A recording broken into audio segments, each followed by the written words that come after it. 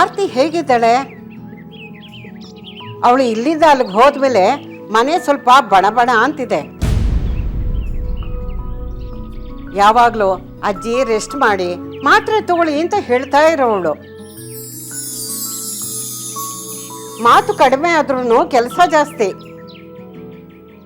ಅವಳು ಇರೋವಾಗ ಯಾವಾಗ್ಲೂ ಜೊತೆನಲ್ಲಿ ಯಾರಾದ್ರೂ ಇದ್ದಾರೆ ಅನ್ನೋ ಧೈರ್ಯ ನಮ್ಮ ಆದ್ಯಾಗೂ ಕೂಡ. ಆರಾಮಾಗಿದ್ದಾಳಮ್ಮ. ಅವರಪ್ಪ ನೀನು ಹೇಗಿದ್ರು ಬಂದಿದ್ಯಾ, ಸ್ವಲ್ಪ ದಿನ ಆರಾಮಾಗಿದ್ದು ಹೋಗು ಅಂದಿದ್ದಾರೆ. ದೇವರ ದಯದಿಂದ ಎಲ್ಲೇ ಇದ್ರೂ ಖುಷಿಯಾಗಿದ್ದು ಗಂಡನ ಮನೆಗೆ ಕೀರ್ತಿ ತಂದರೆ ಸಾಕಮ್ಮ. ಪರಿಮಳ, ನಮ್ಮ ತಾಯಿ ಮನೇಲಿ ಒಂದು ಸಂಪ್ರದಾಯ ಇತ್ತಮ್ಮ. ಮನೇಲಿ ಗೊಂಬೆ ಕೂಡಿಸಿ ಅದನ್ನ ತೆಗೆದಿಡೋ ದಿನ ಅಂದ್ರೆ ವಿಜಯದಶಮಿ ದಿನ ಮನೆಯ ಮುತ್ತೈದಿರು ಯಾರು ಮುಸ್ಸಂಜೆ ತನಕ ಒಂದು ತೊಟ್ಟು ನೀರು ಸಹ ಕುಡಿಯಲ್ಲ.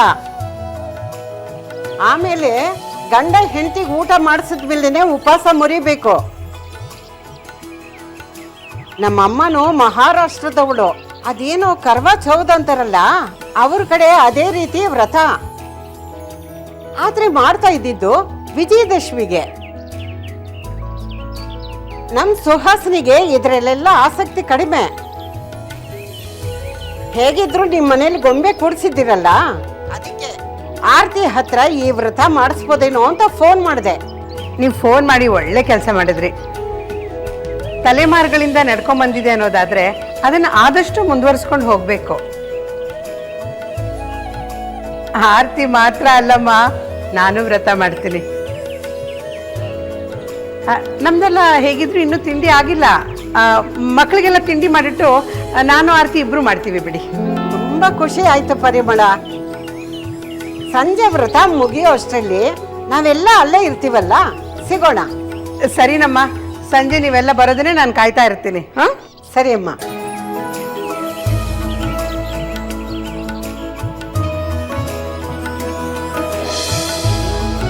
ಆದ್ಯ, ಪರಿಮಳ ಎಷ್ಟು ಒಳ್ಳೆಯವಳು ಅಲ್ಲ.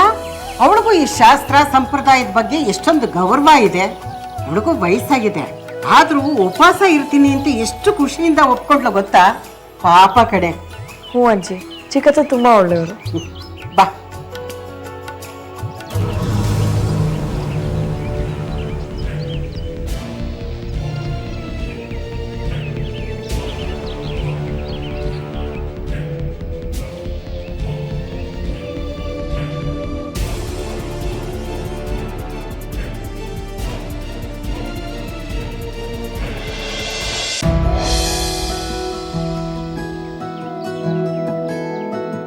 ಅಂಜು, ಎದೋಳು ಎಷ್ಟೊತ್ತಾಯ್ತು ನೋಡಿದ್ಯಾ? ಇರಕ್ಕ, ಇನ್ನು ಸ್ವಲ್ಪ ಹೊತ್ತು ಮಾಡ್ಕೊಳ್ತೀನಿ. ಲೈ, ಬರ್ತಾ ಬರ್ತಾ ಅದಿತಿಗಿಂತ ಸೋಂಬೇರಿ ಆಗ್ತಿದೆ ಕಣೆ. ನೀನ್ ಇನ್ನೂ ಎದ್ದಿಲ್ಲ ಅಂತ ಅಮ್ಮಂಗೆ ಏನಾದ್ರು ಗೊತ್ತಾದ್ರೆ ತಾಂಡವನೇ ಆಡ್ಬಿಡ್ತಾಳೆ. ಅಲ್ಲ, ಇವತ್ತು ಹಬ್ಬ ಇದೆ ಅನ್ನೋದು ಮರ್ತೋಗಿದ್ಯಾ ಹೇಗೆ? ಅಯ್ಯೋ ಹೌದಲ್ವಾ, ಹಬ್ಬ ಅನ್ನೋದೇ ಮರ್ತೋಗ್ಬಿಟ್ಟಿತ್ತು.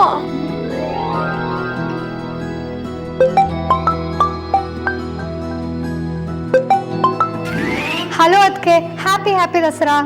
Thank you, wish you the same ಸುಂದ್ರಿ. ಏನ್ ಮಾಡ್ತಿದ್ದೆ? ಸಂಜೆಗೆಲ್ಲ ಪ್ರಿಪ್ರೇಷನ್ ಆಯ್ತಾ? ಅಯ್ಯೋ, ಅದನ್ನೇನು ಕೇಳ್ತೀರಾ ಅದಕ್ಕೆ, ನಾನು ಅಕ್ಕ ಸೇರ್ಕೊಂಡು ಪೂರ್ತಿ ಮನೆನ ತೊಳೆದು ಉಜ್ಜಿಟ್ಬಿಟ್ಟಿದ್ದೀವಿ. ನಂದು ಈಗಷ್ಟೇ ಸ್ನಾನ ಆಯ್ತು, ಈಗ ತಿಂಡಿ ತಿನ್ಬೇಕು. ಅಲ್ಲಿನ ಹವಾಮಾನ ಹೇಗಿದೆ? ಅಬ್ಬಾ, ನಾನು ಕರೆಕ್ಟ್ ಟೈಮಿಗೆ ಕಾಲ್ ಮಾಡಿದ್ದೀನಿ. ಆಗಿದ್ರೆ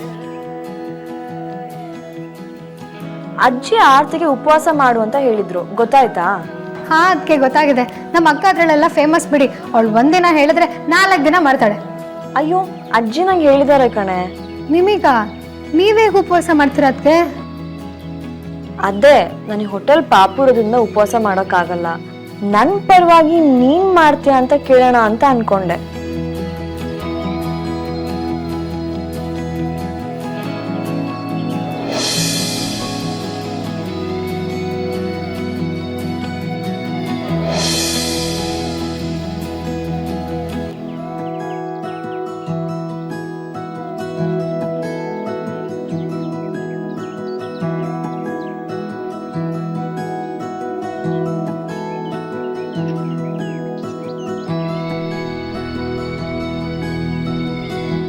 ನಾನು ಯಾಕೆ ಇಷ್ಟೊಂದು ಬಟ್ಟೆಗಳನ್ನ ಬೆಡ್ ಮೇಲೆ ಇಟ್ಟು ಹೀಗೆ ಓದಾಡ್ತಿದ್ದೀನಿ? Confusion. You are in total confusion. ಅದು ನನಗೆ ಬಟ್ಟೆಗಳ ವಿಚಾರದಲ್ಲಿ ಚಾನ್ಸೇ ಇಲ್ಲ. ನಾನು ಯಾವಾಗಲೂ ನನಗೇನು ಇಷ್ಟನೋ ಅದನ್ನೇ ಹಾಕೊಂಡು ಹೋಗ್ತೀನಿ. ನಾನು ಹೇಗೆ ಬೆಟರ್ ಕಾಣ್ತೀನಿ ಅಂತ ನನಗೆ ಚೆನ್ನಾಗಿ ಗೊತ್ತು. ಅದಲ್ಲದೆ ಮಿರರ್ ಮುಂದೆ ನಿಂತ್ಕೊಂಡು ರೆಡಿ ಆಗ್ತಿರುವಾಗ ಏನಾದ್ರು ಪ್ರಾಬ್ಲಮ್ ಇದ್ರೆ ನೀನೇ ಹೇಳ್ತೀಯಲ್ಲ, ಅದೆಲ್ಲ ಇಷ್ಟು ದಿನ ಮಾತ್ರ. ಇನ್ನು ಮುಂದೇನೂ ಹಾಗೆ ಅಂತ ಹೇಳೋದಕ್ಕಾಗಲ್ಲ ಅಲ್ವಾ? ನಮ್ಮ ಮಾತಿಗೆ ನೀನು ಇನ್ನೆಲ್ಲಿ ಬೆಲೆ ಕೊಡ್ತೀಯಪ್ಪ? ಇನ್ನು ಮುಂದೆ ಏನು ಬದಲಾಗುತ್ತೆ? ನಾನು ಯಾಕೆ ನಿನ್ನ ನೆಗ್ಲೆಕ್ಟ್ ಮಾಡ್ತೀನಿ? ಇನ್ನು ಮುಂದೆ ನೀನು ನಿನಗಿಷ್ಟ ಆಗೋ ಹಾಗೆ ಬಟ್ಟೆ ಹಾಕೊಂಡ್ರೆ ಕೆಲಸ ಆಗಲ್ಲ.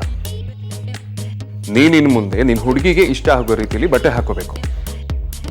ನೀನೀಗ ಮೊದಲಿನ ಥರ ಸಿಂಗಲ್ ಅಲ್ಲಪ್ಪ, double. Will you just shut up?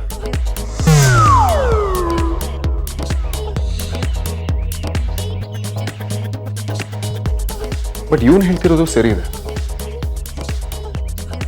ನಾನೀಗ ಅಮೂಲ್ಯಕ್ಕೆ ಚೆನ್ನಾಗಿ ಕಾಣಿಸ್ಬೇಕಲ್ವಾ? ಅವಳಿಗೆ ನಾನು ಎತ್ನಿಕ್ ವೇರಲ್ಲಿ ಕಾಣಿಸ್ಕೊಂಡ್ರೆ ತುಂಬಾ ಇಷ್ಟ ಆಗುತ್ತೆ.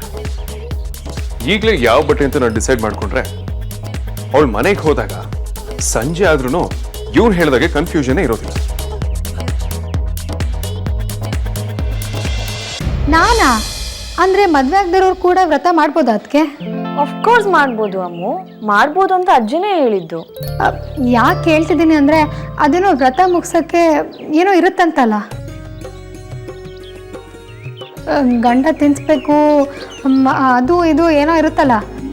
ಹಾ ಕರೆಕ್ಟು, ಪರವಾಗಿಲ್ಲ ಕಣೆ, ನಿಂಗಿದೆಲ್ಲ ಗೊತ್ತಿದೆ. ಅಜ್ಜಿ ಹೇಳಿದ ಪ್ರಕಾರ ಮದ್ವೆ ಆದೋರಿಗಾದ್ರೆ ಗಂಡ ತಿನ್ಸಿದ್ಮೇಲೆ ವ್ರತ ಮುಗಿಯೋದು.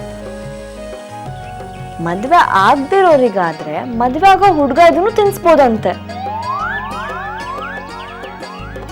ಅದು ಇಲ್ಲ ಅಂದ್ರೆ ದೇವ್ರದಿಗೆ ನೈವೇದ್ಯ ಇಟ್ಟು ಆಶೀರ್ವಾದ ತಗೊಂಡು ಊಟ ಮಾಡ್ಬೋದಂತೆ.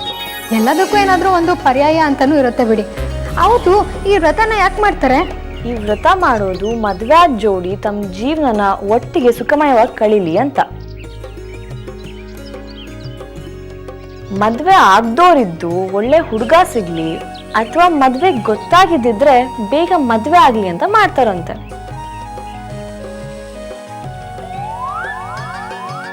ನಾನು ಮಾಡ್ಬೇಕು ಅಂತ ಅನ್ಕೊಂಡಿದ್ದೆ ಕಣೆ, ಆದ್ರೆ ಆಗ್ತಿಲ್ಲ.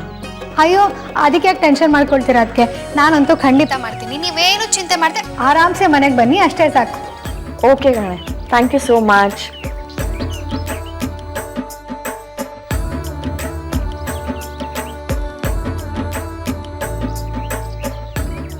ನಾನು ಅನ್ಕೊಂಡಾಗನೇ ಆಯ್ತು. ನನ್ನ ಅನುಮಾನ ಇದ್ದಾಗೆ ಇವಳು ಹಾಗೆ ಅಣ್ಣನ ಮಧ್ಯೆ ಏನೋ ನಡೀತಾ ಇದ್ರೆ ಇವತ್ತೇ ಎಲ್ಲ ಕ್ಲಿಯರ್ ಆಗತ್ತೆ. ಅಣ್ಣ ಗ್ಯಾರಂಟಿ ಊಟ ಮಾಡ್ಸಕ್ ಬರ್ತಾನೆ. ನಾನು ನಿನಗೆ ಎಲ್ಲದನ್ನು ಎಕ್ಸ್ಪೋಸ್ ಮಾಡ್ಬೋದು.